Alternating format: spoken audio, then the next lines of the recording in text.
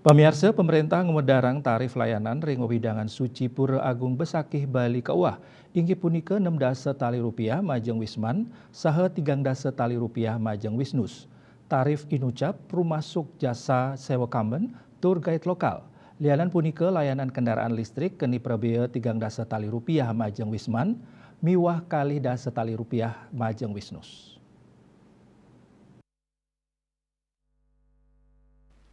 Menparekraf Sandiaga Uno Mausang indika inucap wantah tetujuan untuk wantu wisatawan sanerau ke widangan suci Pura Agung Besakih sane patut keraksa kesucian miwah taksunyane. Tarif sane kawah manut Sandiaga sampun anudin visi pembangunan Bali inggih punika nangun Satketi Loka Bali pola pembangunan semesta berencana menuju Bali era baru.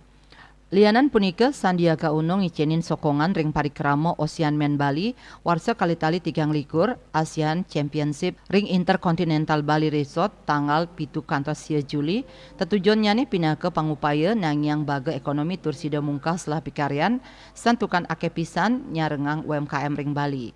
Asa punika talar event olahraga sane ngunggahang patitis open water swimming sekadi Ocean Men inucap kejan tenang mawasana ageng ring sajroning ngincapang potensi wisata bahari tur wisata olahraga ring Indonesia.